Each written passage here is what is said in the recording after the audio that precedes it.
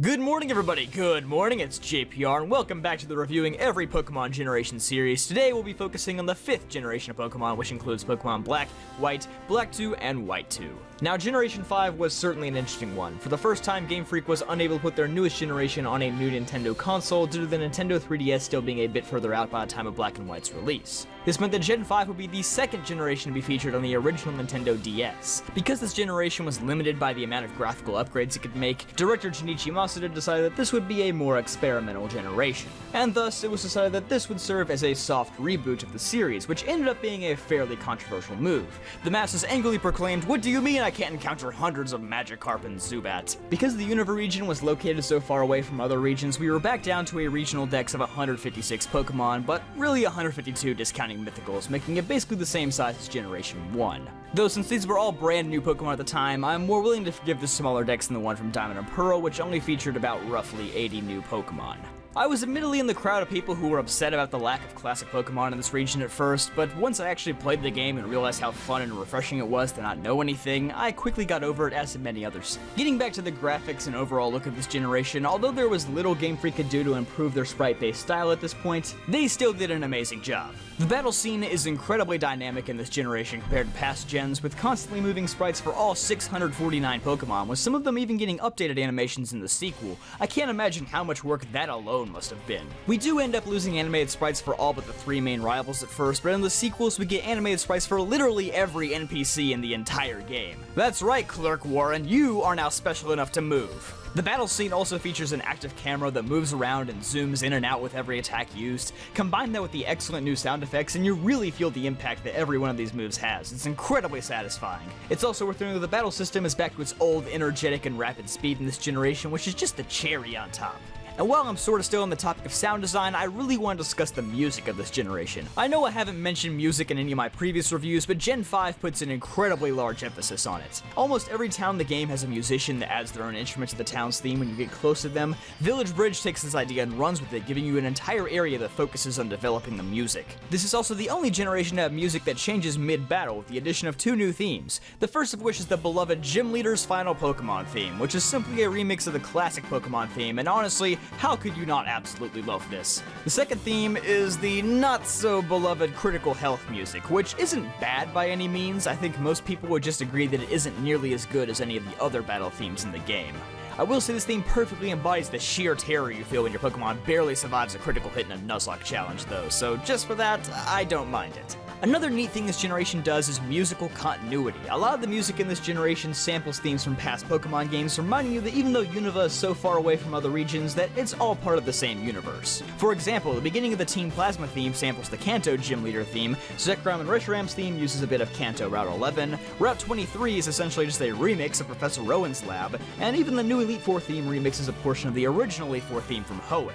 There's just a lot of nice little details that add up quickly. Apparently Masuda wanted his team to push music as far as they could in this generation, not only because they fully understood the capability of the Nintendo DS's speakers by this point, but also because he found the street performers and various types of music that you typically find in New York City so intriguing, which of course is the real world area Unova is based on, so bonus points for finding a way to integrate the culture of the real world into the region. When it comes to Pokemon battling in this generation, we got 2 new forms of battles. White version focused on triple battles, while Black version focused on rotation battles. These were some neat additions, but I sadly think they were underutilized in the main story, and they never became popular formats for competitive battling, unlike double battles before it. Aside from that, Gen 5 doesn't make any huge changes to the way that the standard 1v1 Pokemon battles work, mostly just refining the really solid foundation that Gen 4 laid down, giving us tons of new moves, abilities, and Pokemon to experiment with. Hidden abilities also became a thing in this generation, which were obtainable through a special online service known as the Dream World, but slowly became attainable through other means over time.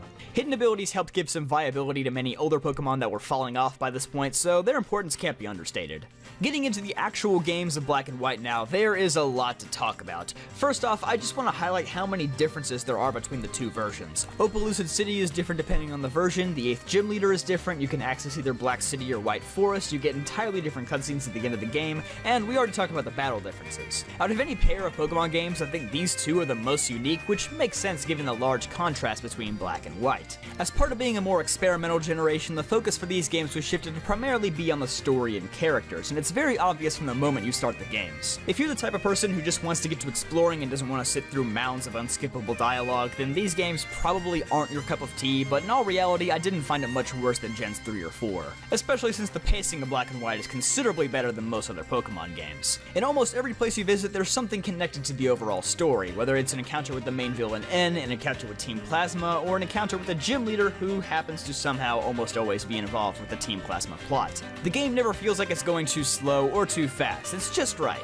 And at the end when it all pays off, mwah, beautiful. Also, if you couldn't tell already, I really enjoy Team Plasma. Yes, they still act a bit goofy from time to time, but you can tell that most of these grunts aren't just mindless followers, they actually believe that it's morally right to free Pokemon from their trainers. Some of them even question their goals towards the end of the game when their vision is about to become a reality. I was surprised at the level of depth we got from these normally unimportant characters. It all ties into the main themes of this generation, being truth and ideals. Other characters in the story are also related to these themes in various ways. Charon represents the ideal of strength, Bianca represents the truth that not everyone is meant for battling, Getsus represents manipulation and using other people's ideals for personal gain, and N represents someone who sees these moral issues as black and white, but through his interactions with the main character, finds his morals becoming more gray.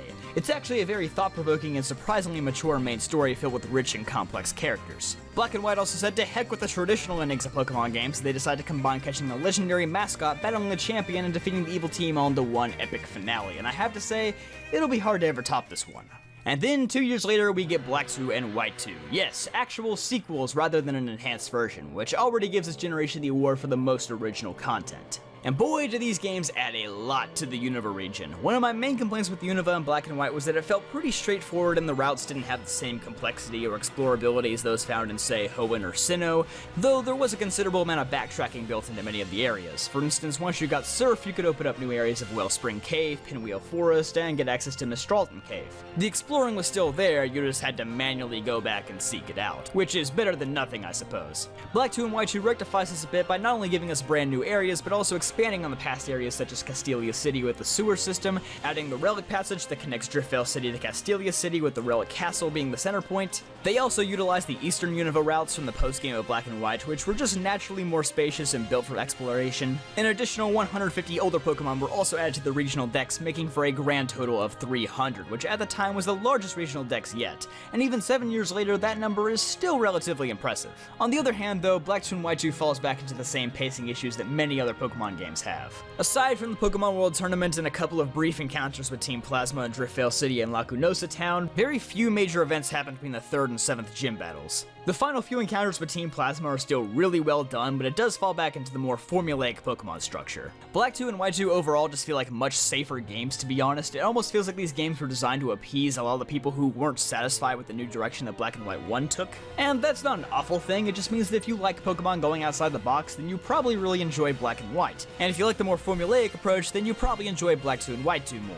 It was just an easy way to satisfy everyone. That's not to say Black 2 and White 2 didn't innovate at all. They include tons of other cool features such as the memory link, a challenge mode, and oh yeah, the Pokemon World Tournament, giving us the opportunity to rematch most gym leaders and champions from the past 4 generations. Out of all the battle facilities we've ever gotten, I think the World Tournament takes the cake as the coolest one yet. On top of that, Black 2 and White 2 is a post-game so expansive that it might just rival that of Heart Gold and Soul Silvers. There are all kinds of legendary Pokemon to catch, you explore all the old towns and cities that were blocked off and see how they've changed. There's a whole post-game story about N and his legendary dragon, you can catch N's previous Pokemon via the memory link, and if you're really up to the challenge, you can take on the Black Tower or White Tree Hollow, 2 dungeons consisting of 20 floors that end in an intense battle against Alder's grandson Benga. There's a very generous amount of content available in the post-game considering how much new content there was in the main story. Generation 5 took some bold risks to keep Pokemon fans on their toes. Not only did the main story of Black and White catch us off guard, but also the fact that Game Freak even dared to do sequels instead of an enhanced version or remake like we all expected was another great twist. You can definitely nitpick some things in this generation like the Pokemon designs or its over-reliance on the main story, but overall it gives us arguably the most complete feeling and polished generation yet.